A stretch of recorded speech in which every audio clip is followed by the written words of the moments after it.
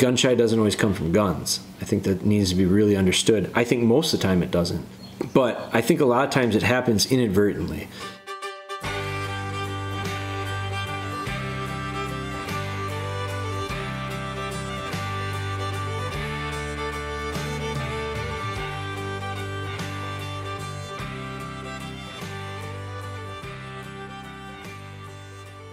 This guy, Brian, he's from Iowa, and he sent me this message, and I thought it was him. I thought it was really a good question on his part because of his awareness of some of the things that were going on.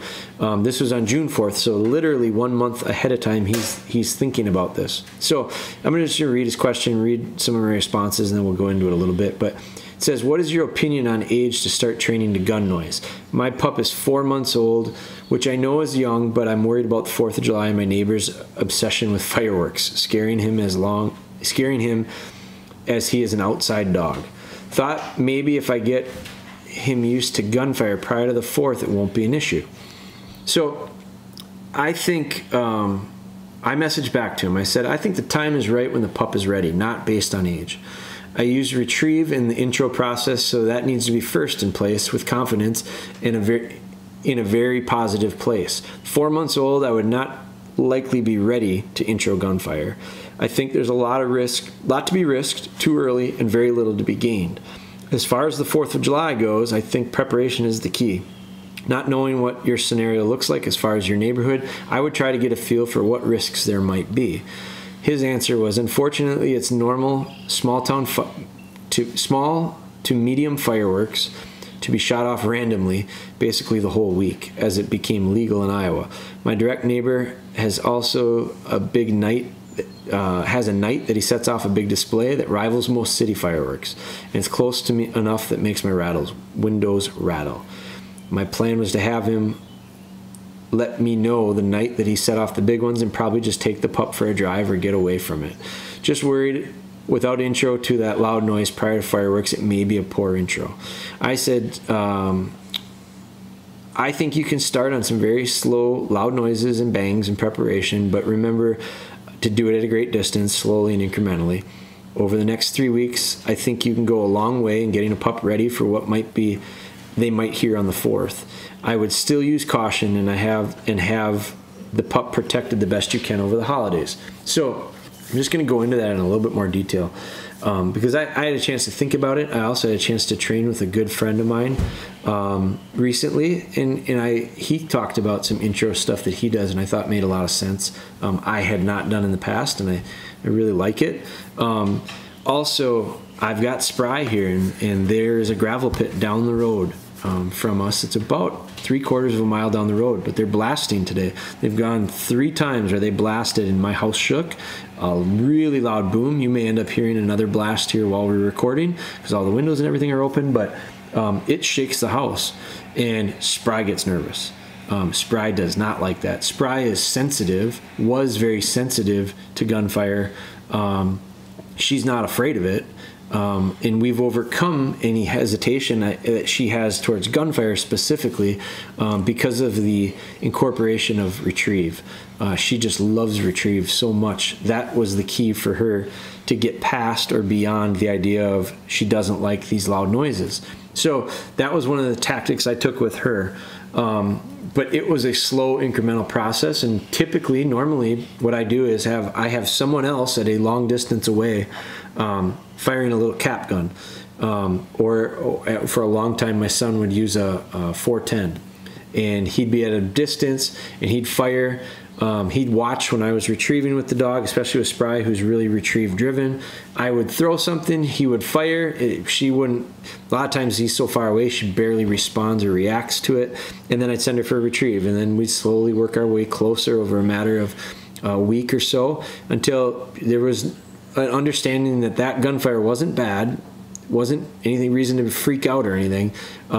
Actually was started to get associated with some of this retrieve. That's a very simplified way that we did it, and have had success doing it that way for years with lots and lots of dogs. I start someone else at a long distance away. Now, my buddy that I was training with this weekend, his name's Craig Korp, and he's a real knowledgeable guy. and I can learn stuff from everybody. I can really learn some stuff from him. He was talking about how he likes to not have a second person involved when he intros these dogs to some of these noises. His approach is himself. He wants to be the guy. And it made a lot of sense because he said, my dog's ultimately the most comfortable with me. Now, I like the idea of it being me next to the dog for sure. And having the gunfire at a distance, he likes to be the creator of the noise, knowing that his dog has a lot of trust for him as well. And he's a very patient guy as well. He's not in a rush to do things, so he's doing these things a little bit further down the road as well. But he'll start out at a distance, and he's pitching a bumper and making some noise himself verbally, hey, hey, hey, hey, hey, and then he's clapping and seeing what that dog does. And you think about it and you go, man, he's just clapping. It's nothing like a gunshot. But I'll tell you what, you can get some pretty quick, loud cracks by just clapping your hands. And so he likes to do it himself with this, make some noise, clap. See what the dog does, make a retrieve, we're good.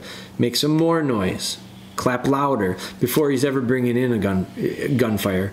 I think with a young dog especially, that's probably a really nice a technique that I'll probably try. I usually don't get, I am conscious of young dogs. Let's say like your dog, this guy's dog is going to be 5 months old, so it's 4 months old when he messaged me in June. The dog in those couple months that you've had it, you got it when it's 2 months old. It's 4 months old here when you message me, so you've had it for 2 months. If you've been able to go for 2 months without that dog ever hearing anything loud, like it's hard to do.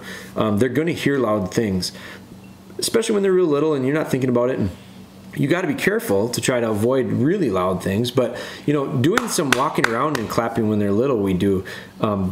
Getting pots and pans out of our drawers in our house when the dog is on place is banging and loud. And I'm not beating on the pots and pans, but just literally taking them out of the cabinets makes some banging. Somebody drops a pot on the floor and bang, bang, bang, bang, bang. That alone can get a little bit spooky for a young pup. So we want to make sure that we're not getting them skittish when they're real little.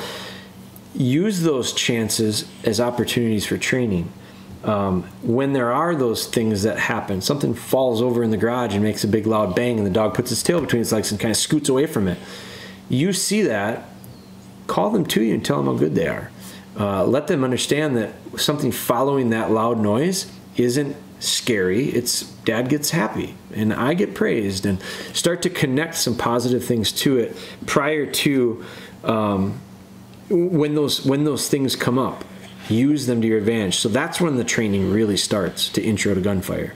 Anytime there's a loud noise.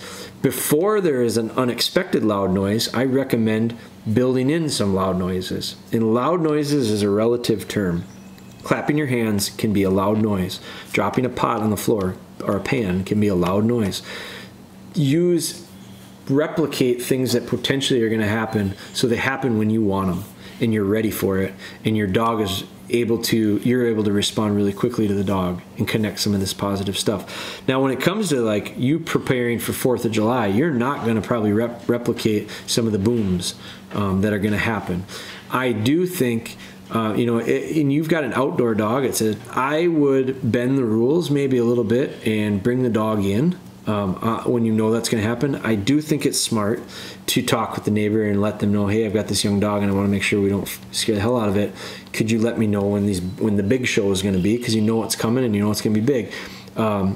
If you want to leave during it. If you don't want to leave, at least bring the dog in. Don't leave the dog out on its own.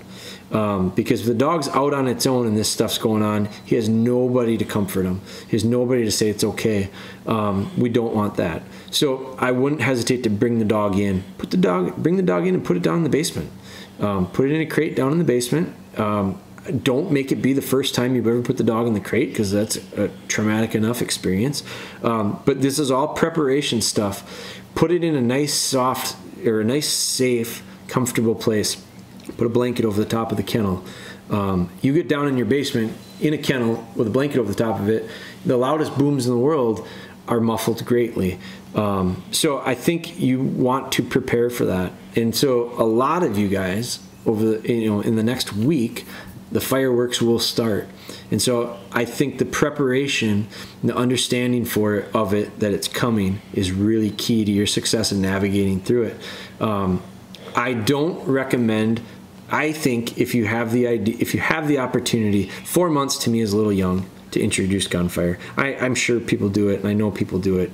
I don't know. It's like what I said to him in the message. I think there's a lot to be risked going too early, very little or nothing to be gained. I don't know what you gain by introducing 4-month-old dogs to gunfire. You're not going to hunt them.